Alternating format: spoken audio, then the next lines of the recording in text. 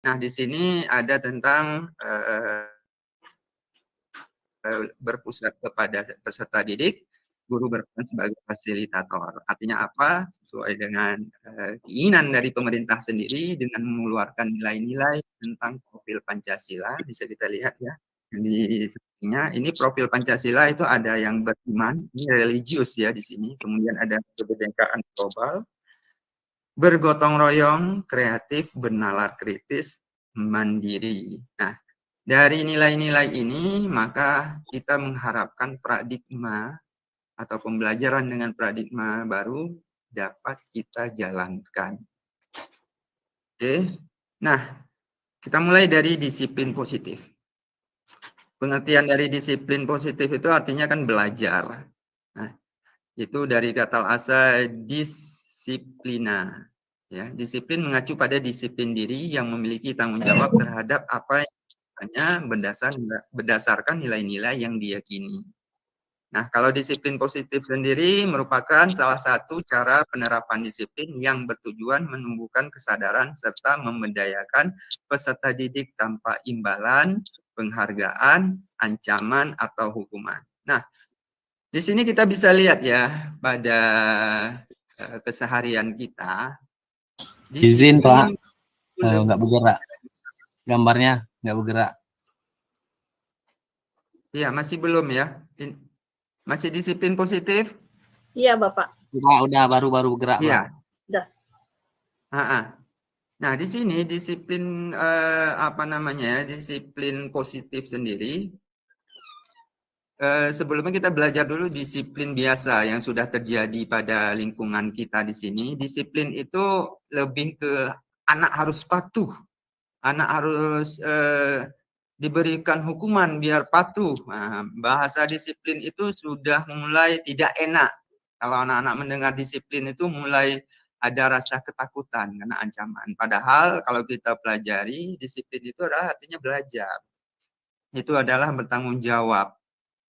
Nah, tapi karena memang adanya hukuman-hukuman tersebut, jadi ada rasa takut dan disiplin itu lari dari pengertian disiplin diri itu sendiri. Nah, sebagai pendidik, tujuan kita adalah menciptakan peserta didik yang memiliki disiplin diri, sehingga mereka berperilaku mengacu kepada nilai-nilai kebajikan universal.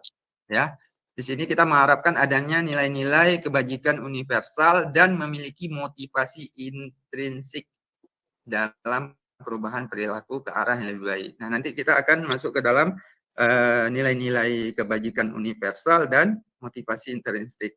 Namun sebelumnya saya ingin kita membedakan dulu antara disiplin biasa dengan disiplin positif. Nah, disiplin biasa itu dia dari luar ya, atau dikendalikan eksternal. Nah, itu dari luar, dorongan dari luar. Nah, sedangkan disiplin positif itu adalah kendali internal, itu dari dalam, artinya keyakinannya. Nah, kalau disiplin biasa itu biasanya ada hukuman, ada imbalan, artinya ada hukuman, ada hadiah gitu ya. Nah, kalau disiplin positif itu lebih ke konsekuensi logis dan dukungan.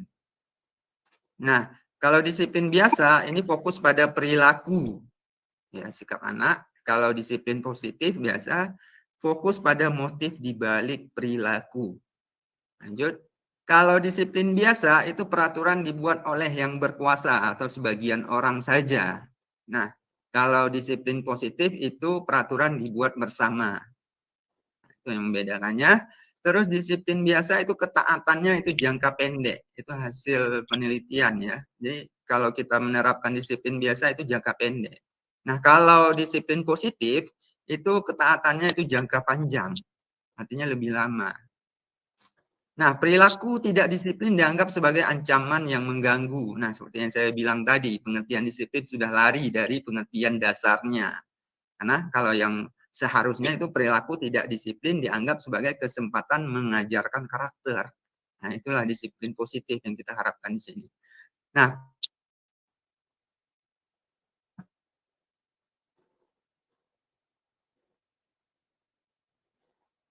pendidik sebagai mencari tahu dulu, memahami dulu, artinya dia bercermin dulu, tidak langsung memutuskan atau mengambil keputusan secara sepihak. Artinya semuanya itu harus terancang dulu, baru kita bisa menyelesaikan apapun permasalahan dari disiplin tersebut. Oke, kita lanjut ya.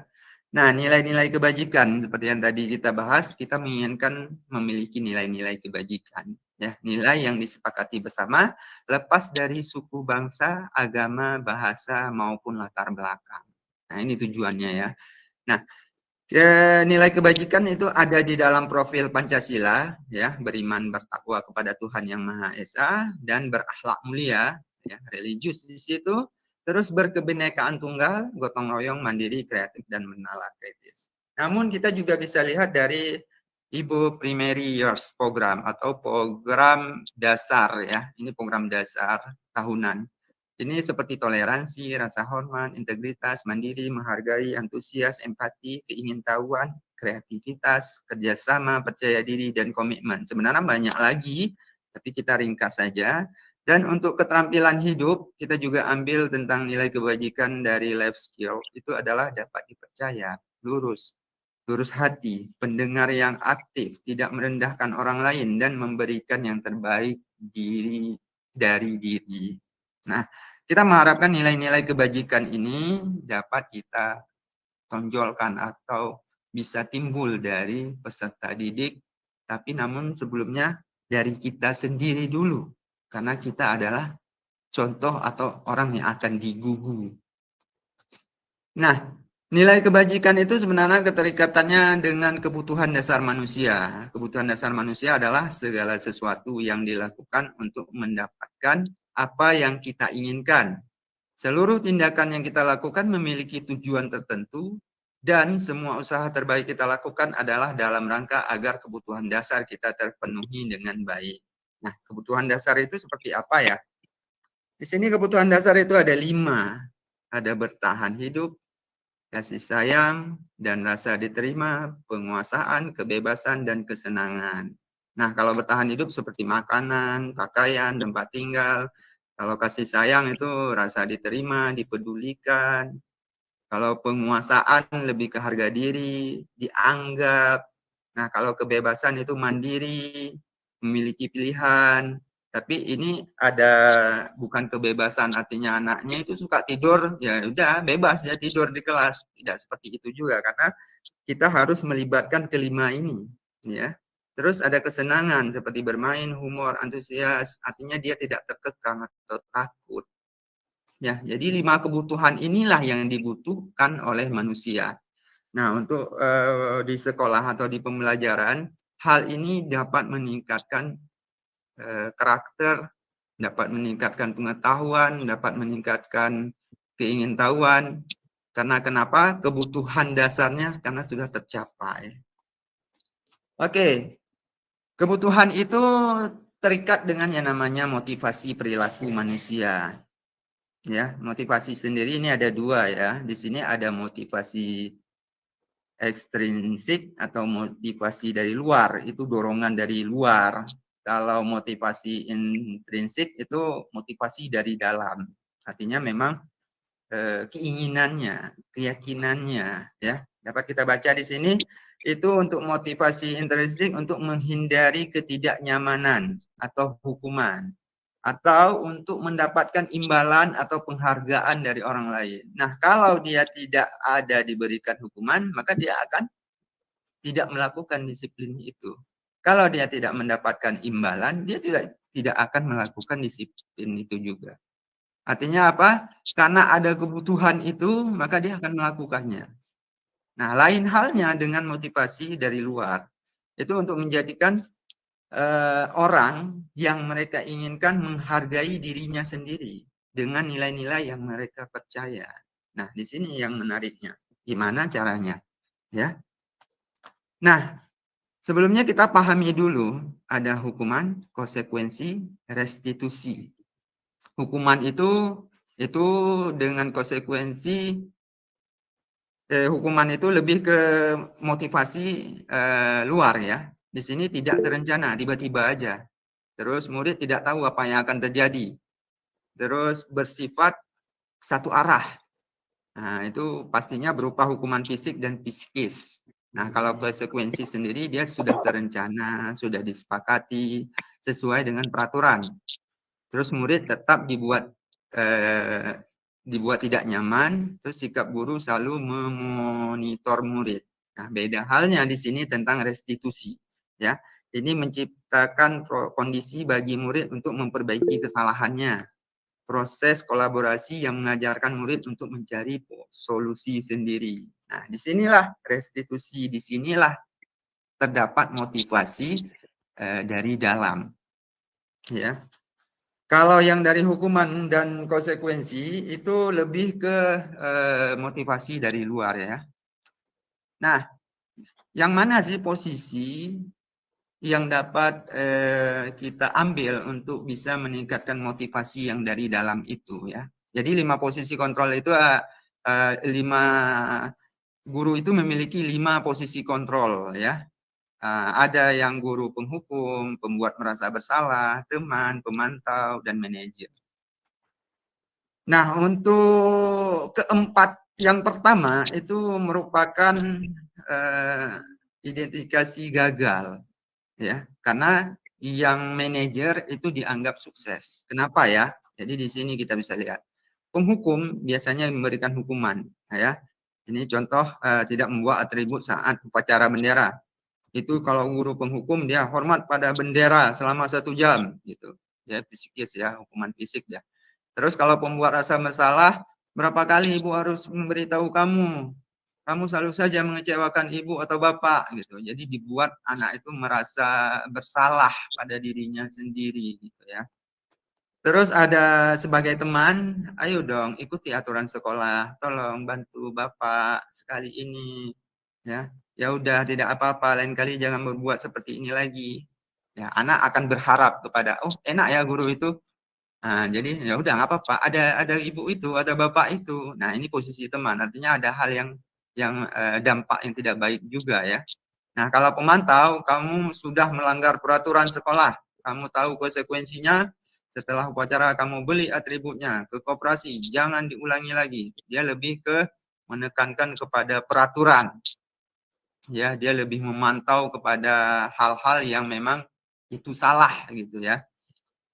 Nah, pada posisi manajer, posisi manajer ini kasusnya masih sama ya, atribut juga.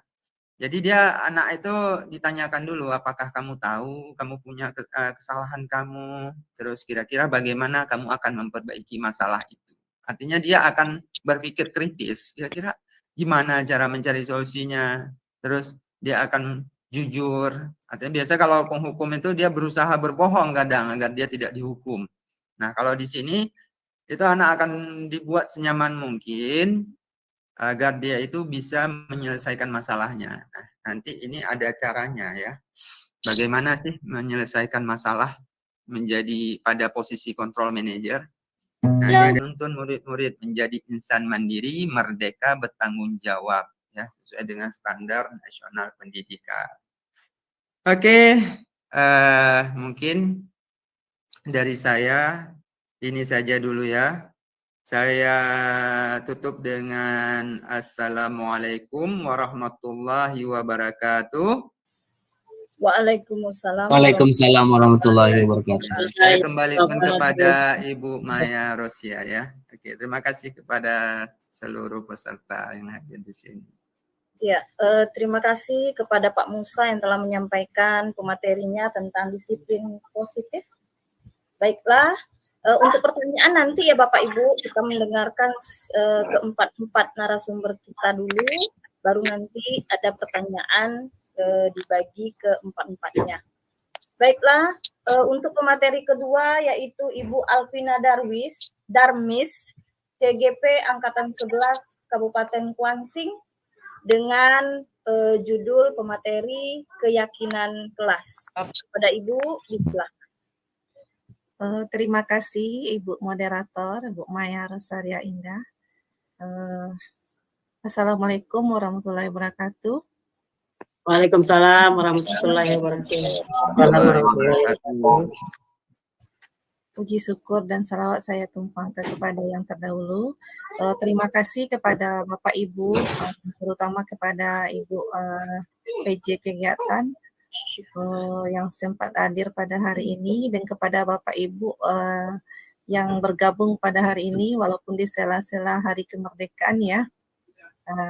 Jadi di sini saya akan menampilkan materi tentang keyakinan kelas. Izinkan saya untuk share screen. Dan di sini adalah keyakinan kelas yang saya sampaikan di sini, sedikit berbagi ilmu tentang pengimbasan budaya positif yang kita lakukan di sekolah. Sebelumnya kenalkan, saya adalah Vina Darmis. Saya adalah seorang guru bahasa Inggris di SMK Negeri 3 Teluk Kuantan. Di sini saya sedang melakukan pendidikan guru penggerak angkatan 11 Kabupaten Kuansing. Next, Bu.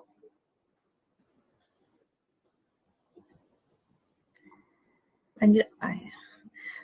Di sini saya sedikit bercerita tentang Jono. Jono adalah seorang murid di sekolah yang kebetulan dia menemukan uang di koridor sekolahnya. Kemudian apa kira-kira yang akan dilakukan Jono? Apakah dia akan mengambilnya atau mengembalikannya? Jono berpikir kalau dia seandainya mengambilnya, toh siapapun tidak akan tahu dan tidak akan yang menghukumnya.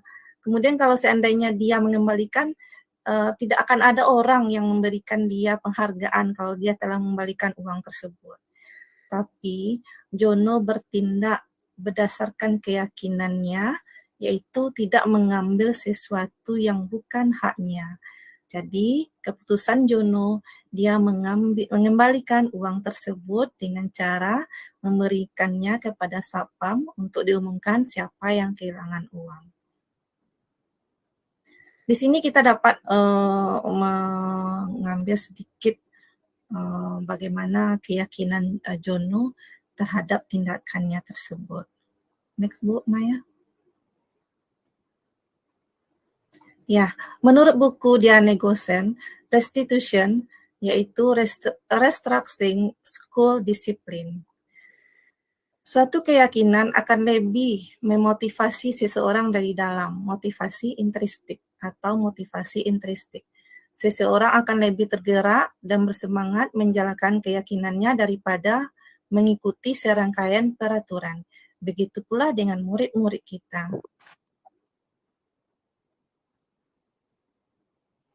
Next, Bu Maya.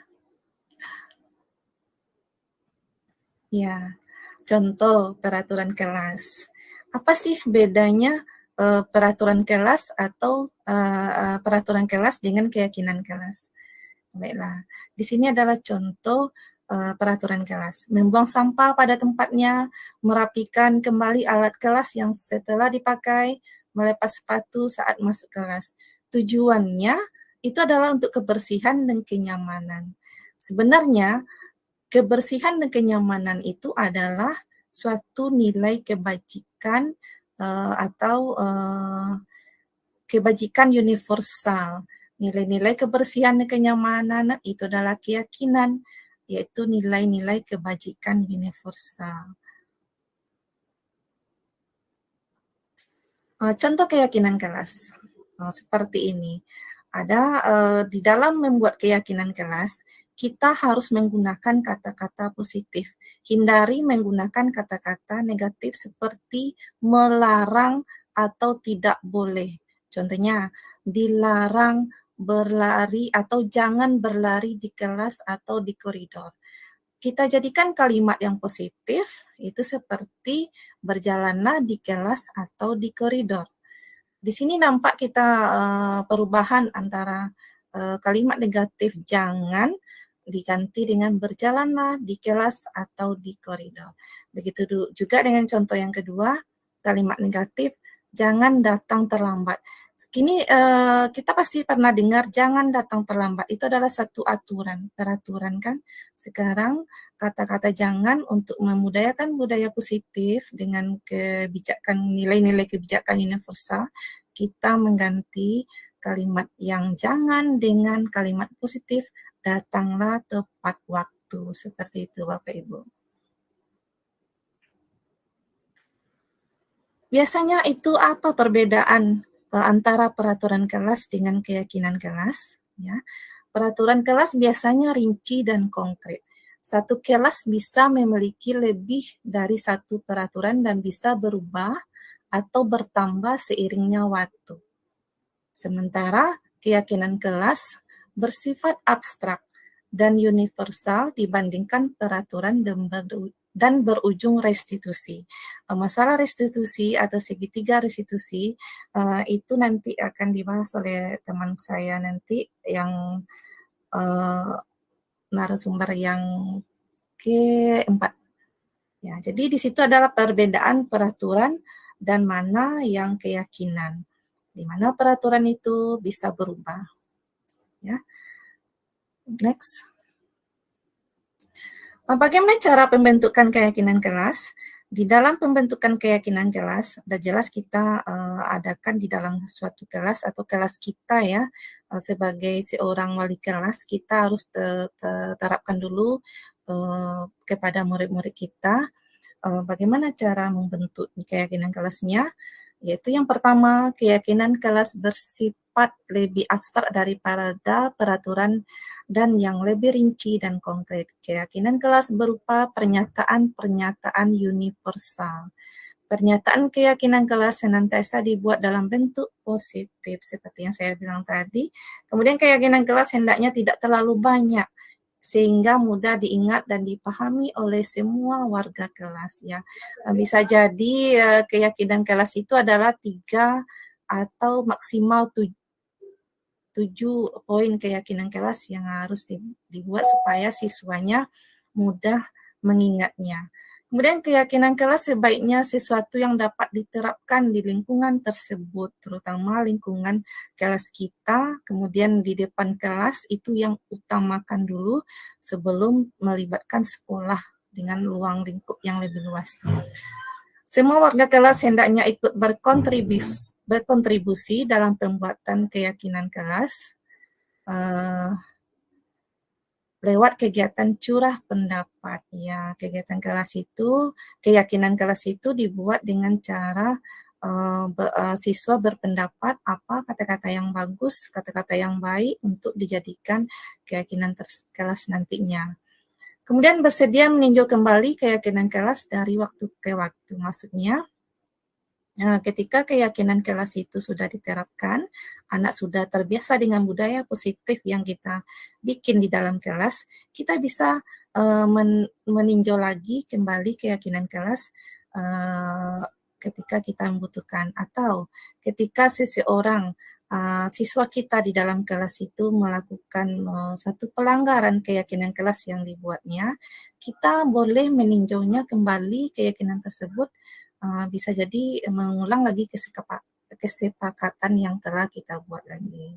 Kemudian kita bisa mengingatkan siswa kita untuk memahami keyakinan kelas yang telah kita buat.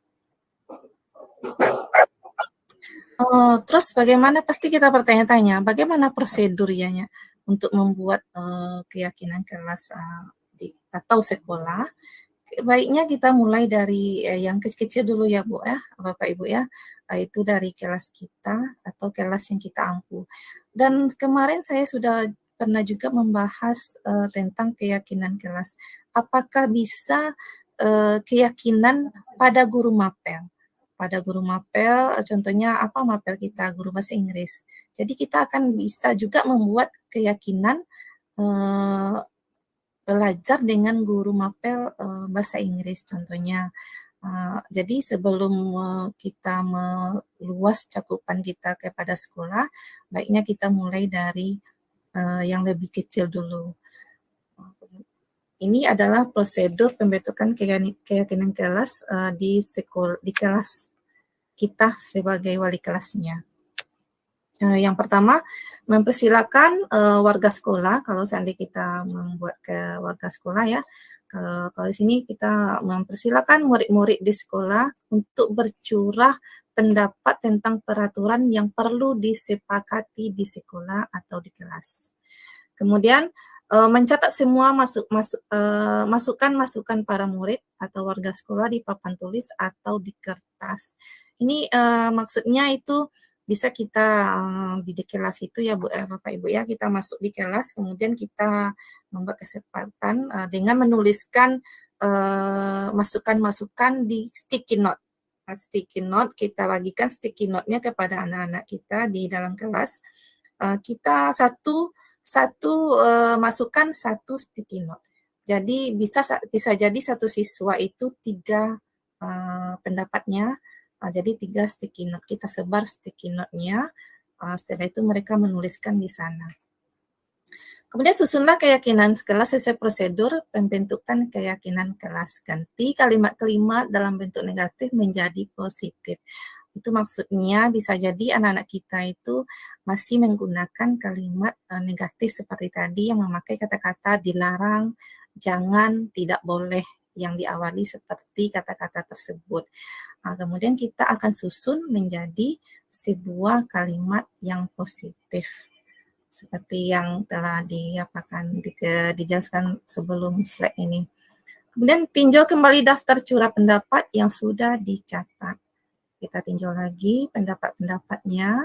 Kemudian selanjutnya tinjau ulang keyakinan kelas secara bersama-sama.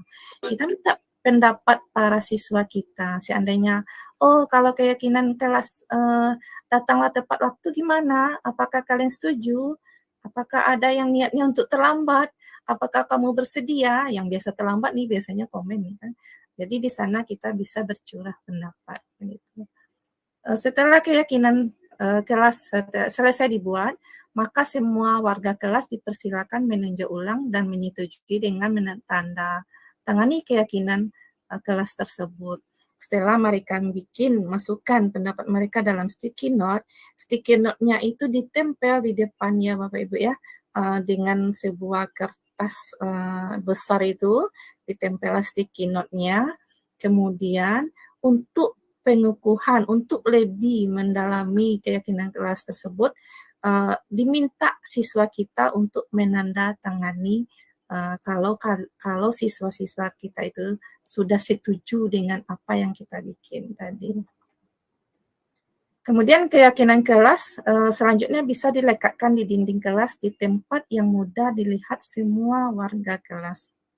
Setelah disetujui, kita cetak dalam bentuk poster, kemudian kita tempelkan di dinding yang nampak, yang gampang dilihat anak, sehingga anak bisa memahami dan mengingat.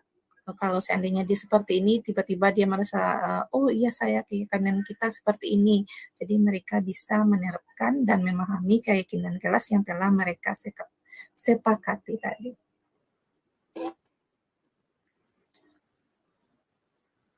Terus bagaimana ya siswa supaya dia lebih memahami atau mendalami makna keyakinan kelas? Ada beberapa kegiatan supaya siswa kita itu bisa mendalami bagaimana makna keyakinan kelas. Next. Kegiatan yang pertama, kegiatan tampak seperti, tidak tampak seperti. Itu menggunakan skema T. Contohnya, hormat. Kita bisa jadi menghormati pendapat orang lain atau menghormati dan menghargai sesama di dalam kelas. Itu contohnya keyakinan kelasnya ya. Berarti tampak sepertinya seperti apa? Berbicara dengan sopan, kemudian mengembalikan barang yang dipinjam dan seterusnya. Kemudian tidak tampak sepertinya seperti apa? Berkata kasar, meletakkan sembarangan barang yang dipinjam seakan kelas itu berserakan. Itulah kegiatan yang tampak seperti skematik. Kemudian yang kedua, kegiatan tampak seperti juga itu menggunakan skema Y. Seperti apa? Terdengar satu orang berbicara, yuk saya bantu. Kita bisa selesaikan bersama-sama, terima terima kasih, tolong ya, permisi, boleh saya pinjam? Atau nanti akan segera saya kembalikan. Itu terdengar kegiatan yang sama mereka, kata-kata yang biasa mereka dengar. Kemudian yang terlihat berempati terhadap perasaan orang lain, memegang barang milik orang lain hanya dengan izinnya, mendengarkan dengan seksama, senantiasa berbuat baik, kemudian berbagi. Itu yang terlihatnya. Kemudian perilakunya seperti apa? Tersenyum ramah, memberikan salam, hormat,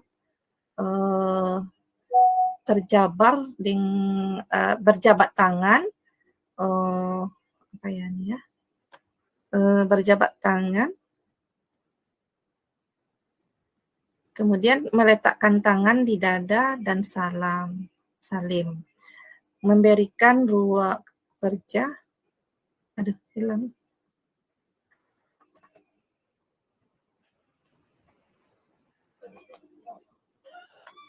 Kayaknya Bu Maya terlempar.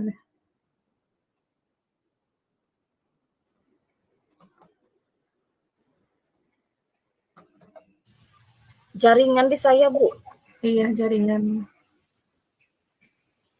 Terlempar ya Bu Maya ya. Bentar Bapak Ibu.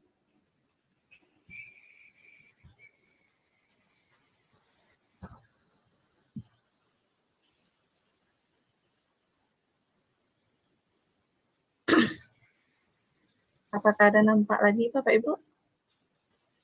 Ya Bu, sudah nampak Bu. Sudah nampak. Iya. Sudah Bu. Ya, terima kasih. Yang berperilakunya tersenyum ramah, memberikan salam hormat, berjabat tangan, meletakkan tangan di dada dan salim, memberikan ruang bekerja, postur tubuh yang tenang. Kayak itu berperilakunya.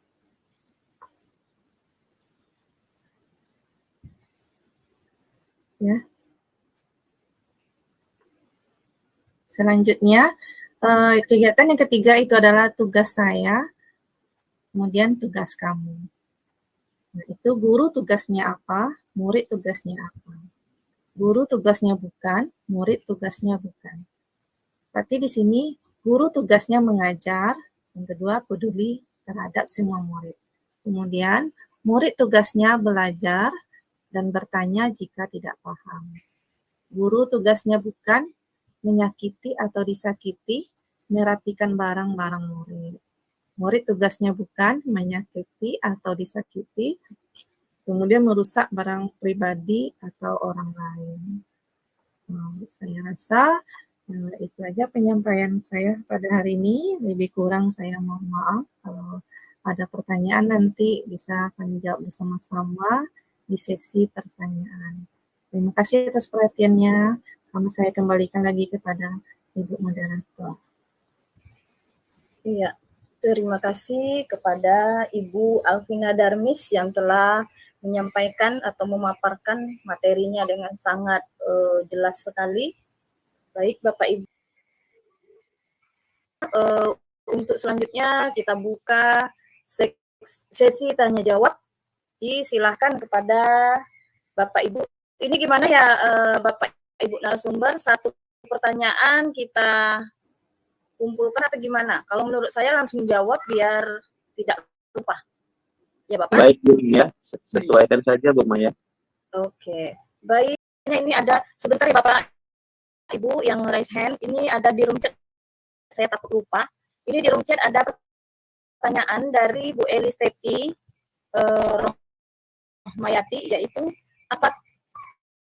apakah ada cara lain untuk disiplin positif jika dengan cara restitusi tidak tercapai? Itu pertanyaannya Pak. Saya ulang Pak. Apakah ada cara lain untuk disiplin positif jika dengan cara restitusi tidak tercapai? Ya, silakan Pak Puput. Baik Ibu. Dari Ibu siapa tadi namanya? Ibu Elis Teti Pak. Elis Teti ya, Ibu Elis Teti. Selamat sore Ibu, terima kasih. sudah bertanya di chat box kita ya, Ibu. Iya, selamat sore Pak. Ya. Baik Ibu, mungkin ini pertanyaan yang juga sering ditanyakan ya Bapak Ibu ya, dan ini memang menjadi tanda tanya kita ya gitu. Memang penerapan segitiga restitusi ini terkadang seperti yang saya sampaikan tadi sebenarnya sudah kita lakukan gitu kan, namun hanya saja kita terkadang tidak mengetahui langkah-langkah yang sebenarnya gitu ya. Tapi tidak ada masalah ya Bapak Ibu ya, itu semuanya adalah menurut saya ada tindakan yang positif gitu ya. Nah, terkait pertanyaan dari Bu Elisa, cara lain untuk menerapkan disiplin positif ya Bapak Ibu ya, jika dengan cara restitusi tidak bisa gitu. Jadi saya juga pernah nih Bu Elisa, jadi saya sudah hampir 3 kali ya Bu Elisa ya, melakukan restitusi terhadap anak yang bermasalah. Nah ini permasalahannya ini tentang apa nih, cara apa, etika cara ngomong dengan guru ya. Jadi sedikit cerita ya Bu Elisa dan Bapak Ibu lainnya, di sekolah saya itu adalah siswa saya itu heterogen Bapak Ibu ya, jadi banyak percampuran dari 5 etnis. Kemudian di situ dari beberapa etnis ada yang mungkin masih terbawa ya cara bahasa dari asal ya, tidak mungkin yang kita anggap keras gitu ya Bapak Ibu ya, sedangkan kita mungkin seringnya cara bahasa kita itu yang lembut gitu ya. Nah, jadi mungkin anak itu tidak terbiasa gitu, sehingga terkesan dengan apa namanya, dengan berkomunikasi dengan guru-gurunya itu tidak memiliki etika atau moral gitu. Nah itu salah satu contoh yang pernah saya alami gitu. Kemudian saya restitusi Bu Elisa, dan tidak bisa juga memang seperti itu karakteristiknya. Nah caranya Bu Elisa menurut saya ini bukan maksud mengguru ya Bu Elisa ya, bukan maksud mengguru juga Bapak Ibu rekan hebat yang lainnya, tidak. Ya, tidak apa-apa Pak, sharing aja. Ya baik Bu. Jadi menurut saya caranya itu yang pertama ya, kita harus tahu dulu ya Bu Elisa ya, yang pertama nilai. Nah nilai, kemudian pembiasaan, ini yang sebenarnya kita penting. Jadi saya pernah dengar juga ya Bapak Ibu ya, Bapak Ibu mungkin pernah dengar namanya budaya gitu ya. Budaya itu sebelum jadi budaya, level bawahnya dia tradisi. Sebelum jadi tradisi, level bawahnya adalah kebiasaan. Nah, jadi semua itu berawal dari kebiasaan Bapak Ibu. Jadi kalau pembiasaan kita nanti kita coba dengan restitusi tidak bisa, nah coba kita biasakan. Ya coba kita biasakan hal-hal yang positif yang bisa kita tularkan ke siswa-siswa kita. Memang Bapak Ibu, sama kayak, saya agak ngelantur sedikit nih, sama kayak keyakinan kelas. Keyakinan kelas itu tidak boleh banyak-banyak, dan keyakinan kelas itu hari ini kita buat Bapak Ibu, tidak mungkin besok langsung berubah. Nah, itu tidak mungkin Bapak Ibu. Sama kayak ini Bu Elisa, kalau cara disiplin positif tidak bisa, cara restitusi tidak bisa untuk menerapkan disiplin positif. Nah, kita buat pembiasaan-pembiasaan. Tapi saya mohon maaf nih, kita tidak boleh bosan. Seperti yang dibilang Pak Muhammad Syarif tadi, kita adalah guru ya Bapak Ibu ya, diguru dan ditiru.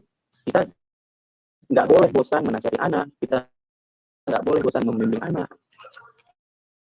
Jadi dengan pembiasaan, setiap hari kita lakukan, disiplin positif, budaya positif, pasti nanti akan menjadi teladan bagi siswa kita, dan dia akan menerapkan atau meniru lah.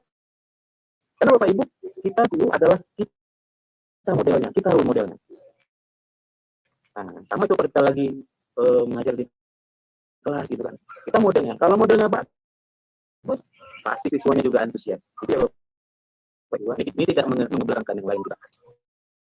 Jadi pembiasaan tadi kalau kita sering lakukan, Bu Elisa, mungkin akan tercipta namanya budaya-budaya positif yang ada di sekolah kita masing-masing.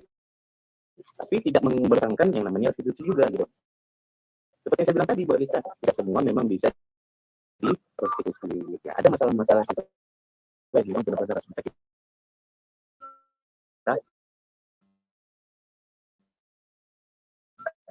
Nah, gitu ya. Luar biasa nih boleh. Terima kasih. Ya, baik.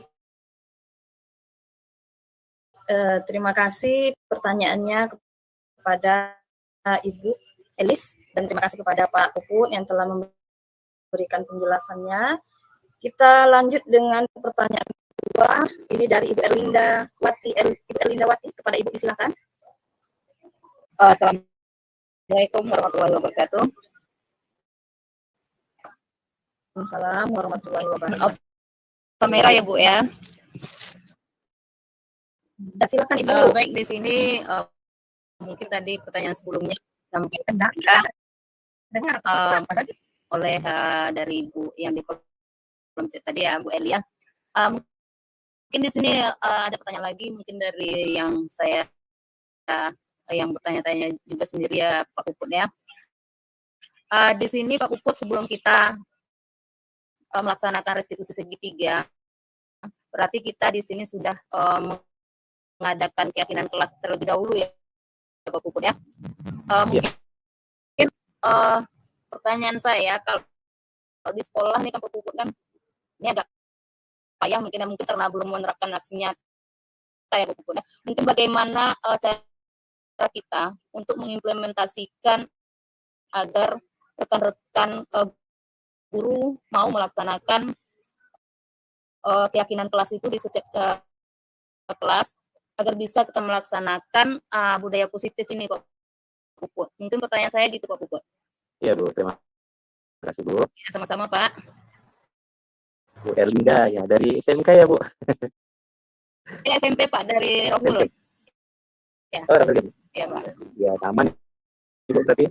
Ya, beda instansi Pak ya. Iya, ya Bu, baik. Boleh? Baik Pak Puput, ya silakan. Iya, terima kasih Bu Maya. Langsung aja kita Pak. Izin ya Bu Maya ya. Jadi pertanyaannya luar biasa sekali Bapak Ibu. Nanti kita saling berbagi ya Bapak Ibu. Ya, jadi dari Bu Erlandawati ini seorang guru SMP, bagaimana cara kita agar rekan guru yang lain itu bisa ikut mengimplementasikan budaya-budaya positif gitu ya. Tadi pertanyaannya adalah keyakinan kelas ya Bu Erlinda ya. Ya memang benar sekali Bu Erlinda. Saya juga merasakan ini untuk menjadi agen perubahan itu tidaklah semudah yang kita bayangkan ya Bapak Ibu ya. Tentunya ada beberapa tantangan, ada beberapa kendala ya, yang nanti mungkin datangnya dari dari lingkungan kita sendiri gitu ya. Nah, jadi saya juga pernah mengalami seperti ini. Mungkin nih Bapak Ibu ya, ketika kita mau berubah nih, pasti ini ada teman kita nih yang menjadi agak sedikit menghalangi gitu ya, dengan melontarkan kata-kata yang cukup membuat kita tidak semangat gitu ya. Tapi menurut saya tidak usah dihiraukan ya Bapak Ibu Erlinda ya, Ibu Erlinda ya. Nanti yang penting jangan patah semangatnya gitu untuk menjadi agen perubahan gitu kan. Nah, keyakinan kelas memang kita harus buat. Menurut saya memang kita harus buat Bapak Ibu. Artinya itu adalah hal yang nantinya membuat atau menjadi memudahkan kita gitu. Karena kita sebagai guru ya Bapak Ibu ya, tidak mungkin semuanya harus berjalan lancar gitu. Masalah pasti ada, paling banyak pasti dari siswa gitu ya Bapak Ibu ya. Nah, karena beranjak dari situ nih, kita coba nih buat keyakinan. Kita beri ya, kita berjudul dari belakang.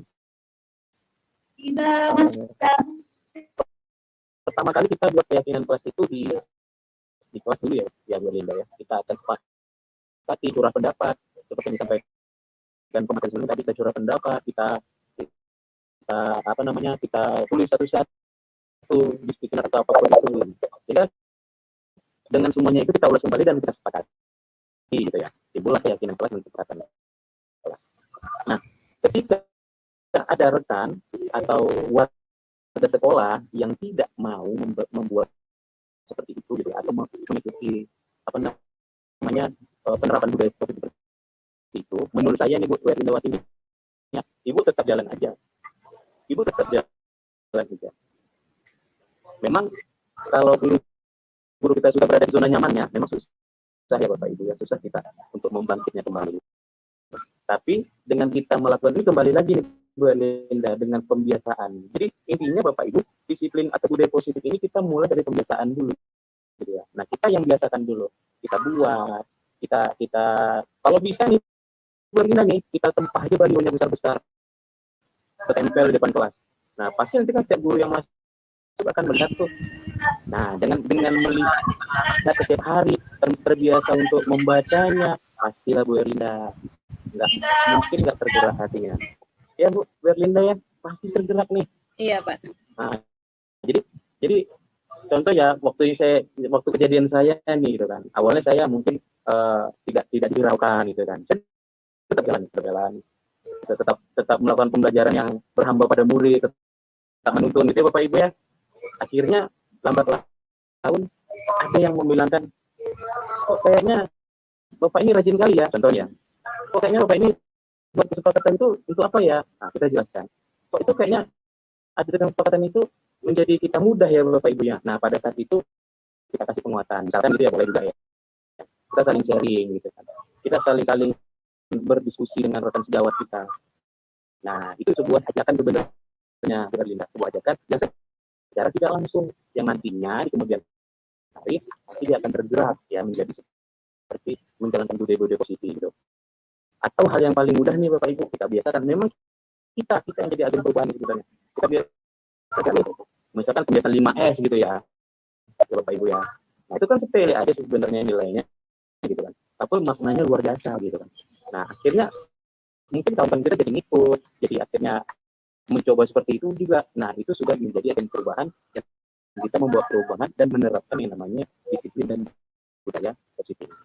Nah, itu cara singkat saya Bu Erlinda untuk mengajak seperti itu. Jadi semuanya Bu Erlinda kita lakukan dari pembiasaan dan saya tekankan kembali, penguatannya adalah tidak mungkin berubah dengan drastis, pasti ada proses. Yang penting Bu Erlinda, kita sebagai guru yang tergerak ini jangan kendor ya Bu Erlinda ya, tetap semangat nih. Nah, itu menurut saya mungkin Bu Erlinda. Terima kasih Bu Erlinda, tetap semangat. Saya kembalikan ke Bu Mayang. Terima kasih Pak Puput. Ya, terima kasih kepada Pak Puput. Bagaimana Ibu Erlinda, sepertinya sudah sangat jelas ya Bu ya. Iya. Mungkin untuk ini terakhir sesi tanya jawabnya kita tambah satu lagi. Apakah masih ada yang bertanya Bapak Ibu? Di kolom chat belum ada. Hanya masalah absen. Masih adakah Bapak Ibu yang ingin bertanya atau cukup?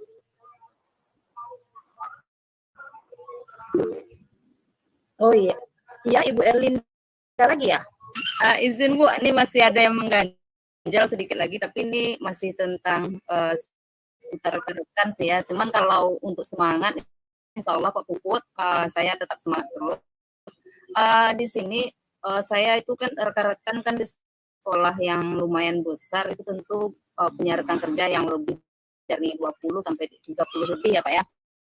Nah di sini saya melihat rekan-rekan yang memiliki posisi kontrol yang masih istilahnya masih jauh dari yang kita harapkan. Contohnya masih banyak guru-guru atau rekan-rekan yang itu memposisikan dirinya sebagai penghukum. Nah, ini Pak Puput yang saya bagaimana mungkinlah jawabannya hampir sama ya Pak ya. Bagaimana cara kita untuk mengajak teman-teman untuk bisa memposisikan dirinya sebagai manajer Pak Puput. Oke Bu, baik. Lanjutannya Bu Erlinda ya. Iya. Nah, ini memang terkait dengan posisi kontrol guru ini memang sebelumnya saya gini dulu Bu Erlinda. Sebelumnya sebenarnya yang paling bagus itu adalah manajer ya memangnya. Tapi ini kita harus punya kelimanya Bapak Ibu. Jadi terkadang kita nggak memang harus sebagai manajer semua gitu ya. Tapi kalau bisa yang lebih dikedepankan adalah manajer gitu ya. Nah, ada tindakan dari siswa kita itu yang mengharuskan kita itu untuk berada di posisi yang sebagai teman, ada yang mengharuskan kita itu sebagai posisi pemantau, ada juga Bapak Ibu. Nah, yang pertanyaan berikutnya, apakah anak yang merasakan melakukan kesalahan tadi itu bisa kita posisikan diri kita sebagai pemantau, teman? Nah, itu kita harus tahu. Contoh ya Bapak Ibu ya, ketika anak ada keluarkan baju misalkan, lalu kita datangi anaknya, misalkan, nak, kamu kenapa keluarkan baju? Itu pertama yang kita tanyakan.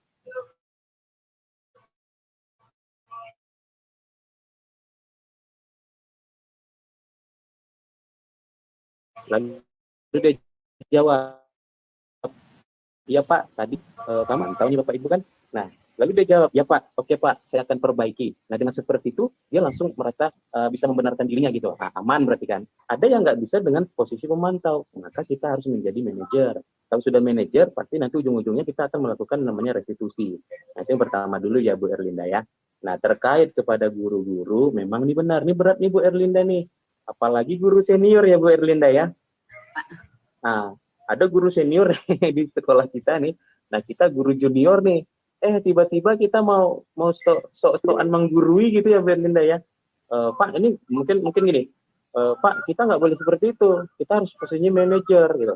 Nah, mungkin dia akan jadi marah gitu ya, akan menjadi merasa nggak nyaman gitu kan. Memang benar yang bilang Bu Erlinda ini ya.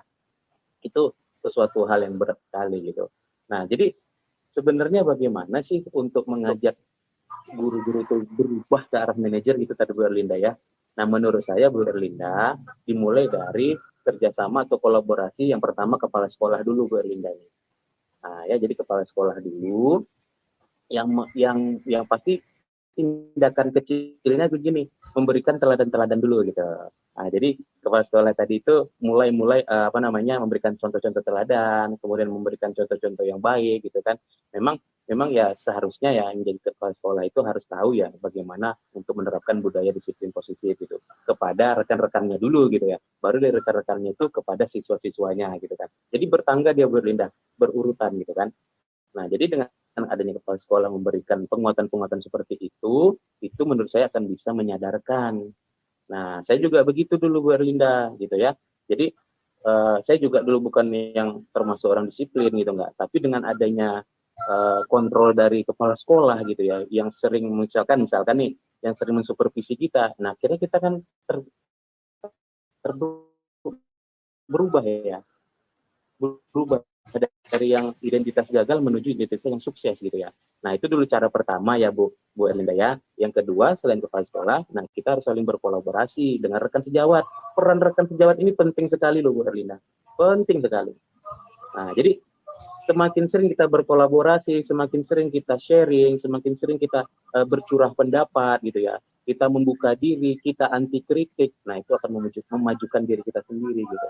Sehingga nanti bisa memberikan efek atau menularkan budaya-budaya positif yang akhirnya nanti mereka akan tersadar. Jadi Bu Erlinda, tugas kita sekarang ini adalah menyadarkan gitu ya, membuat motivasi intrinsik yang harus keluar dari grup guru-guru kita yang belum berada di posisi manajer. Tapi Bu Erlinda, mohon maaf nih, jangan kita penyampaian atau contohnya tugasnya itu sharing aja, berbagi saja gitu.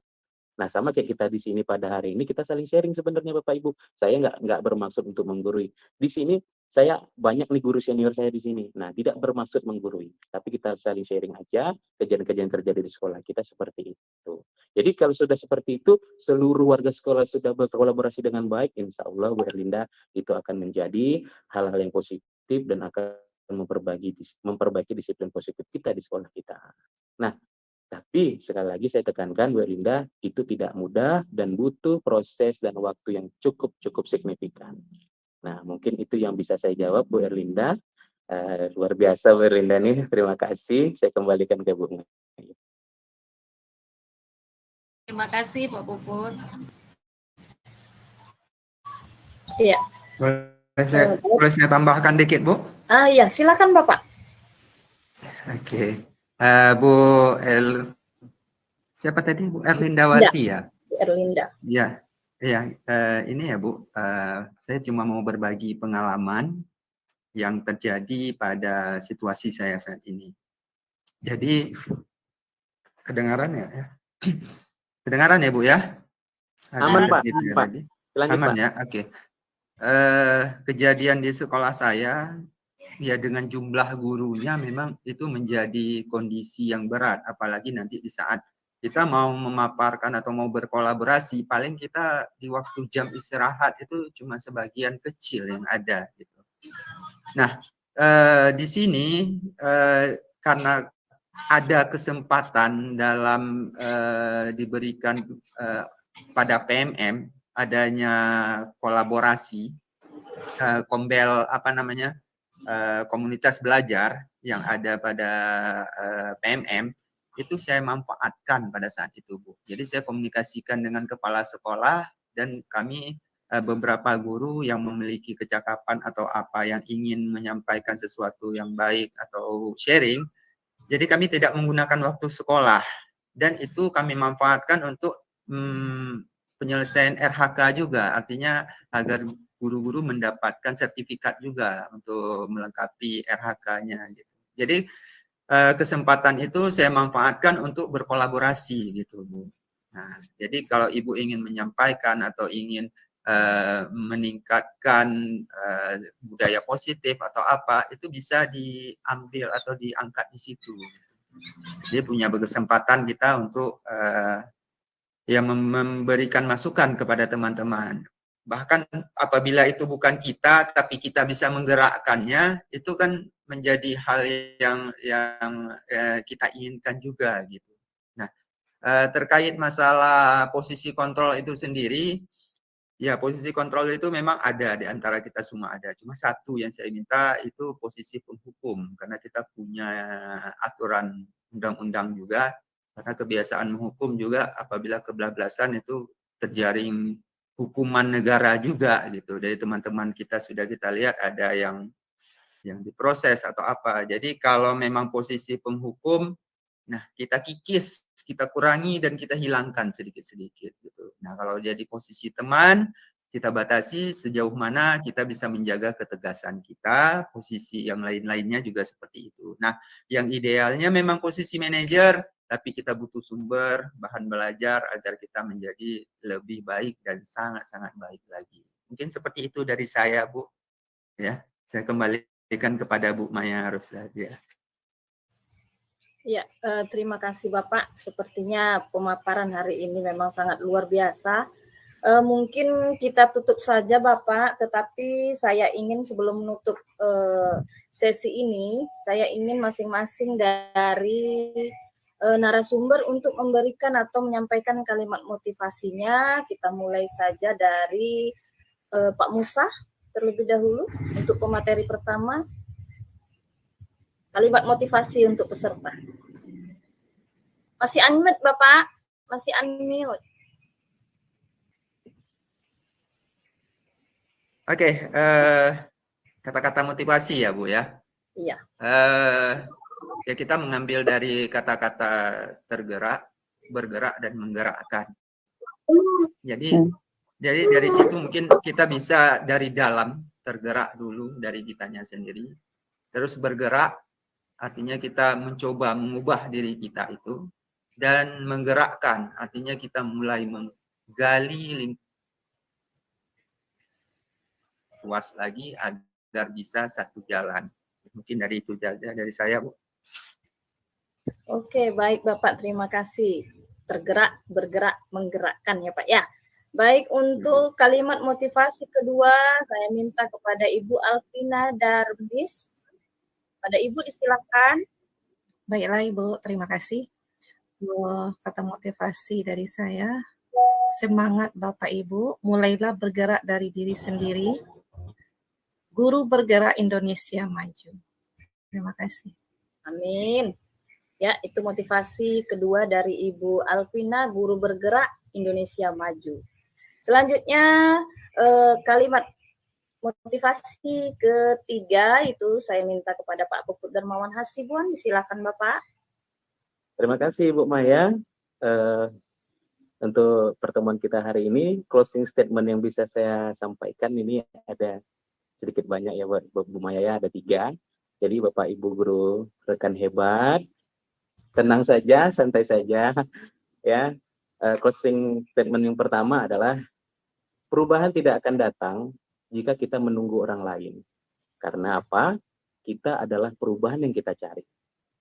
Kemudian cobalah untuk menjadi orang yang bukan orang sukses, tapi adalah orang yang bernilai.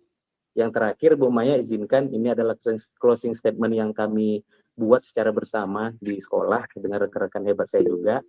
Intinya Bapak Ibu, kita maju bersama, hebat semua. Terima kasih Bu Maya. Iya, baik. Terima kasih Bapak, begitu luar biasa ya kata motivasinya. Selanjutnya dari Ibu Oktavera Yelni, kepada Ibu disilahkan. Baik Bu, terima kasih. Ini sedikit aja kata motivasi dari saya. Teruslah belajar dan menjadi motivasi atau penggerak bagi orang lain. Itu Bu, terima kasih. Baik, ya demikianlah pemaparan dari pemateri kita, Bapak Ibu guru hebat, pesertanya juga hebat, sangat luar biasa. Alhamdulillah pada hari ini kita telah menyelesaikan kegiatan kita. Di sini saya akan menyimpulkan beberapa dari pemateri pertama tadi. Disiplin positif adalah suatu cara penerapan disiplin di lingkungan sekolah tanpa adanya kekerasan dan ancaman. Dalam praktiknya, disiplin positif melibatkan komunikasi tentang perilaku yang efektif antara guru dan peserta didik. Untuk yang kedua yaitu keyakinan kelas. Keyakinan kelas di sini saya mengambil kesimpulan nilai-nilai kebijakan universal yang telah disepakati secara tersirat dan tersurat lepas dari adanya latar belakang, suku, negara, bahasa, maupun juga agama. Selanjutnya, kesimpulan untuk yang ketiga, segitiga restitusi, yaitu proses menciptakan kondisi bagi murid atau anak untuk memperbaiki kesalahan mereka, sehingga mereka bisa kembali pada kelompok mereka dengan karakter yang lebih kuat. Dan untuk kesimpulan yang terakhir tentang posisi kontrol adalah 5 cara yang digunakan oleh guru, orang tua, atau atasan untuk melakukan kontrol. Kelima posisi kontrol tersebut adalah penghukum, pembuat rasa bersalah, teman, pemantau, dan manajer. Baiklah, mungkin itu saja kesimpulan yang dapat saya ambil dari pemateri-pemateri hebat kita hari ini. Terima kasih buat Bapak Ibu. Silakan diisi link absennya, tulis nama dan detailnya yang benar karena ini akan mengeluarkan sertifikat. Mungkin itu saja. Boleh. Iya, Ibu. Link absennya bisa dikirim lagi? Oh iya, baik Ibu. Nanti kita kirim lagi ya Bu ya. Baik, mungkin itu saja. Untuk materinya Bu, gimana materinya Bu, bisa di-share? Oh ini ada Bapak pematerinya yang ada sama saya tadi, keyakinan kelas. Nanti bisa saya share. Aduh, di mana yang share-nya ya? Di sini ya. Ah, itu udah di-share. Sudah di-share di kolom chat ya. Ya, nanti Bapak Ibu silakan lihat di kolom chat kita ya. Itu materi tentang keyakinan kelas lengkap dengan dokumentasinya. Baik. Materi saya kirimkan ke Bu Maya juga. Langsung boleh juga Bapak. Langsung ke kolom chat. Belum resep. Kalau di kolom chat gimana ngirimnya ya Bu? Linknya saja. Copy linknya juga ya Bu. Kopikan link. Iya. Baik Bapak Ibu, terima kasih atas perhatiannya. Mohon maaf atas apa yang terucap. Terima kasih buat Bapak-Bapak, Ibu pemateri yang hebat hari ini, luar biasa ilmunya. Saya belajar kembali. Kemudian yang hebat itu datangnya dari Allah dan kesalahan itu tetap dari diri saya sendiri. Saya akhiri dengan wassalamualaikum warahmatullahi wabarakatuh. Waalaikumsalam. Waalaikumsalam warahmatullahi wabarakatuh. Ya, Bapak Iya, Ibu. kan? Terima kasih Bapak Ibu narasumber. Meninggalkan. Iya, Bu. Terima kasih Bapak Ibu, sama-sama. Ya, absennya sudah ada ya Bu, silakan. Terima kasih ya Bapak Ibu. Sama-sama Ibu. Terima kasih Bapak Ibu. Absennya masih bisa dibuka Bu.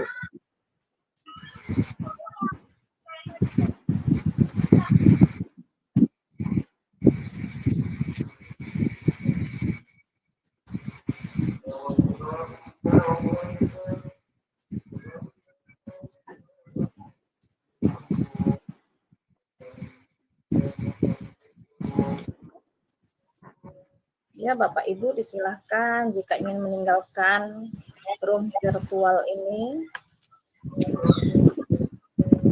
Lisensinya masih belum bisa diisi, Bu. Iya, belum bisa. Link absennya belum bisa diisi. Kenapa, Bu ya? Saya sudah bisa loh, Bu. Ya, kami udah berapa kali mencoba, nggak bisa masuk. Ibu buatnya pakai akun belajar kah? Iya, akun belajar. Belajar ID. Oh, enggak ya, saya bisa. Belajar ya, Bu ya. Iya. Saya udah kita daftarkan saya tadi, coba. Bu. Saya coba